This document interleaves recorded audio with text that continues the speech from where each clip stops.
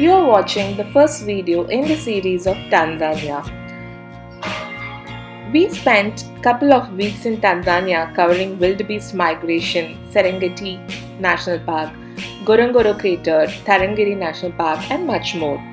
I will also be discussing about why we chose Tanzania and how did we plan our trip in the coming videos. Hi, I'm Chitra and you are watching Masala Box Travel. So please do like, share and subscribe to the channel if you are interested to plan your Tanzania getaway. Today we are flying to Kilimanjaro International Airport through Ethiopian Airlines. First things first, you need a yellow fever vaccination certificate.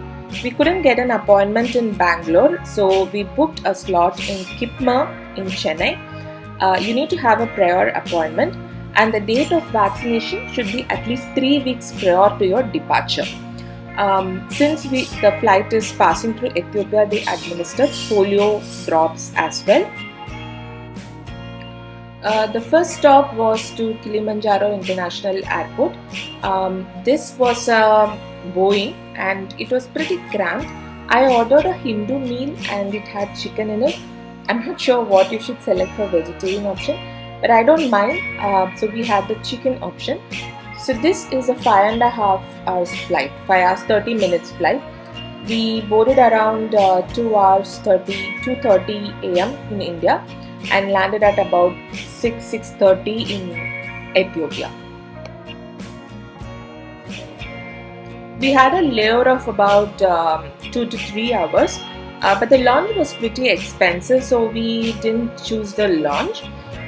We decided to explore the airport and have food outside in the airport itself. But if you have a longer layover and looking to stretch yourself, the airport has a hotel within it, which you can book on an hourly rate too.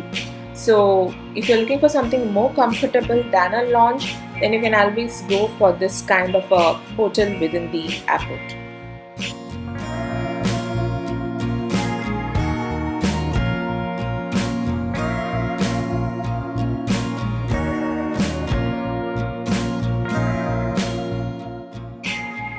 The airport was pretty crowded and there were numerous duty-free shops selling great souvenirs. I really wished this was an airport when I was returning back. If I had as a stopover, I would have picked up a lot of things from the Addis Ababa International Airport, particularly their leather goods.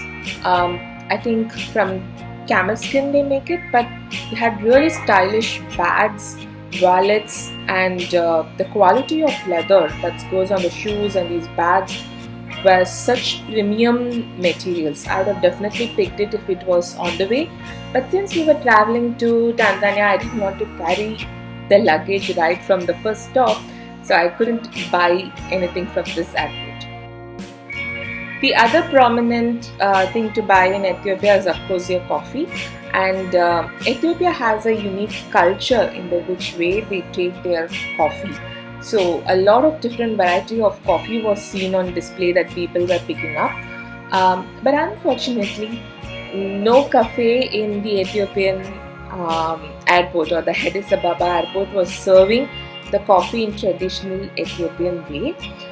We settled in for some cappuccino and decided to have a morning breakfast since we had some time and the hunger pangs were on.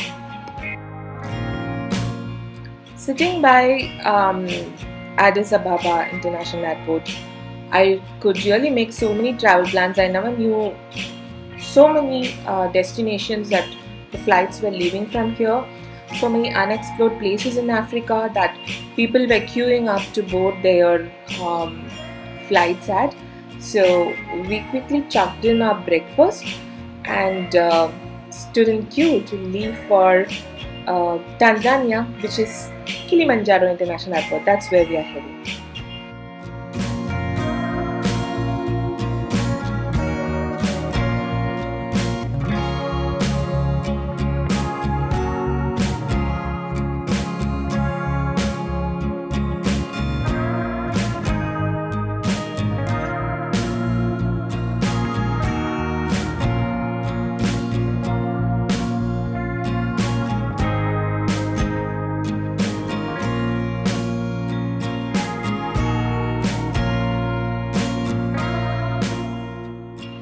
This seemed to be a hub for many of the international flights to come in.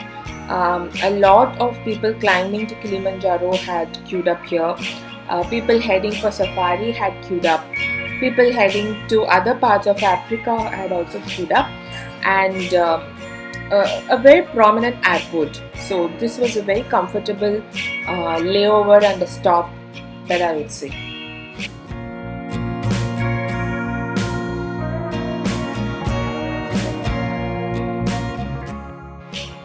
The flight to Kilimanjaro was an Airbus. This was a lot more spacious than the Boeing, and it was a lot more comfortable to sit over here. So this was again a Hindu meal which we had chosen. It was a little bit of jeera rice and chicken again. And of course they were serving alcohol, so I opted for a ginger ale and my partner had some beer. It was quite good. We landed at Kilimanjaro airport and all of us were excited. Most of us were first time tourists to this beautiful country. Be it climbing or for your wildlife safari, everyone were excited and we were all taking pictures. So you have to show your yellow fever vaccination certificate here. Only then they let you through for your visas to get stamped, your bags to clear security and so forth. Overall, my experience with Ethiopian Airlines was good. They did not reschedule my flights, the seats were good, and the food was also pretty decent. My tour operator was promptly present to pick us up and drop us at Arusha. So keep following. I'm going to take you through Tanzania on a wildlife safari.